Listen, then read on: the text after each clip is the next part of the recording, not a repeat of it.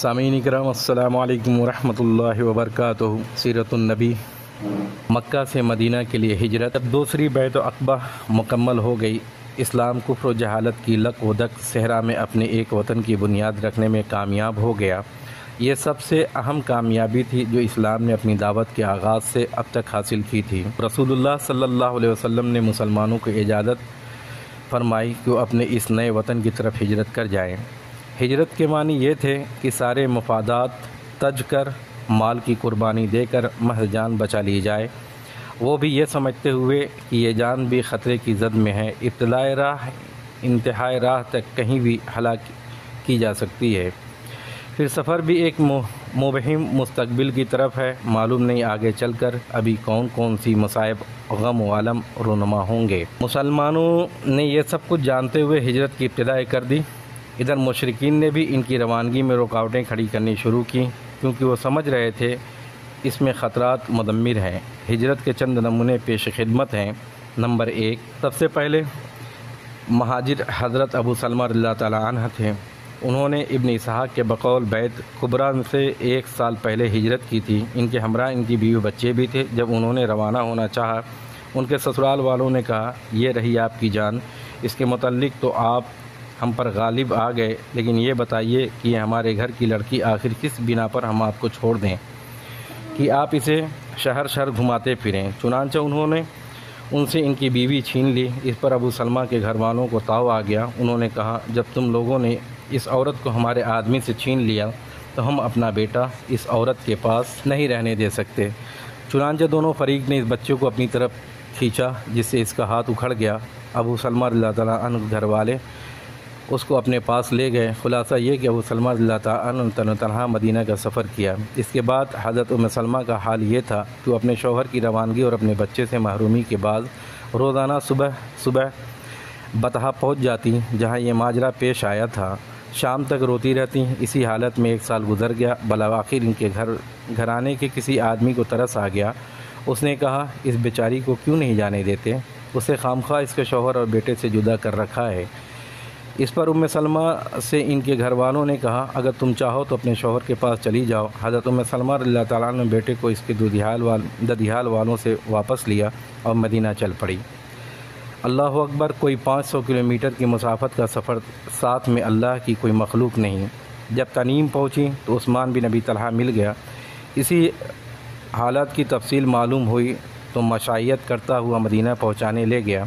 जब कुबा की आबादी नज़र आई, बोला, तुम्हारा शौहर इसी बस्ती में है, इसी में चली जाओ, अल्लाह बरकत दे। इसके बाद वो मक्का पलट आया। नंबर 2, हज़रत सुहैब रज़ियल्लाहु ताला अन्हु ने जब हिजरत का इरादा किया तो इससे कुफ़ार कुरैश ने कहा, तुम हमारे पास आए थे तो हकीर व फ़कीर थे, लेकिन यहाँ आकर तुम्हारा माल बहुत ज़्यादा हो गया, तुम बहुत आगे पहुँच गए। अब तुम चाहते हो कि अपनी जान और अपना माल दोनों लेकर चल दो। बखुदा ऐसा नहीं हो सकता। हज़रत सुहैब रज़ियल्लाहु ताला अन्हु ने कहा, अच्छा ये बताओ, अगर मैं अपना माल छोड़ दूँ तो तुम मेरी राह छोड़ दोगे? उन्होंने कहा, हाँ।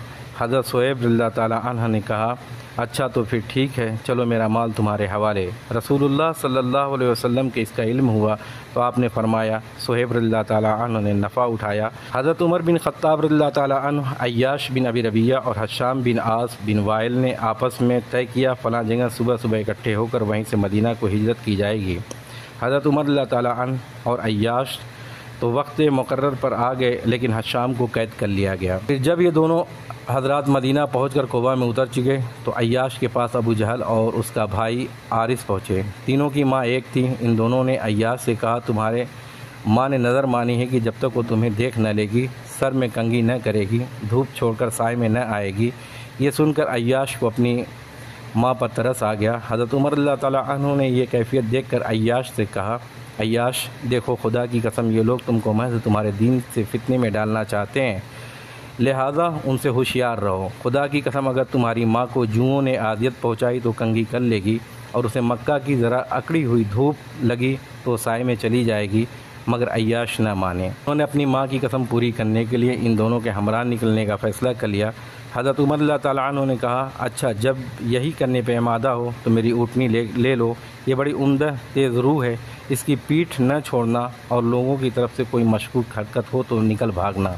अय्याश ऊँटनी पर सवार इन दोनों के हमरा निकल पड़े। रास्ते में एक जगह अबू जहल ने कहा, भाई मेरा ये ऊँट तो बड़ा सख्त निकला, क्यों न तुम मुझे अपनी इस ऊँटनी पर पीछे बैठा लो। अय्याश ने कहा ठीक है। उसके बाद ऊँटनी बैठा दी। उन दोनों ने भी अपनी अपनी सवारियाँ बैठाईं ताकि अबू जहल अय्याश की ऊँटनी पर पलट आए। लेकिन जब ये तीनों ज़मीन पर आ गए तो ये दोनों अचानक अय्याश पर टूट पड़े। इन्हें रस्सी से जकड़ कर बांध दिया और इसी बधी हुई हालत में दिन के वक्त मक्का लाए। कहा, ए अहले मक्का, अपने बेवकूफ़ों के साथ ऐसा ही करो जैसा हमने अपने इस बेवकूफ़ के साथ किया है। आज़मीन हिजरत का इल्म हो जाने की सूरत में इनके साथ मुशरिकीन जो सलूक करते थे, इसके ये 3 नमूने हैं। लेकिन इन सब के बावजूद लोग आगे पीछे पे दर पे निकलते ही रहे। चुनांचे बैत उक़बा कुबरा की सिर्फ 2 माह चंद दिन बाद मक्का में रसूलुल्लाह सल्लल्लाहु अलैहि वसल्लम, हज़रत अबू बकर रज़ियल्लाहु ताला अन्हु और हज़रत अली रज़ियल्लाहु ताला अन्हु के अलावा एक भी मुसलमान बाकी न रहा। ये दोनों हज़रात रसूलुल्लाह सल्लल्लाहु अलैहि वसल्लम के हिस्ब इरशाद रुके हुए थे। अलबत्ता कुछ ऐसे मुसलमान ज़रूर रह गए थे जिन्हें मुशरिकीन ने ज़बरदस्ती रोक रखा था। रसूलुल्लाह सल्लल्लाहु अलैहि वसल्लम भी अपना साजो सामान तैयार करके रवानगी के लिए हुक्म खुदाबंदी का इंतज़ार कर रहे थे। हज़रत अबू बकर रज़ियल्लाहु ताला अन्हु के रुख़सत सफ़र भी बधा हुआ था।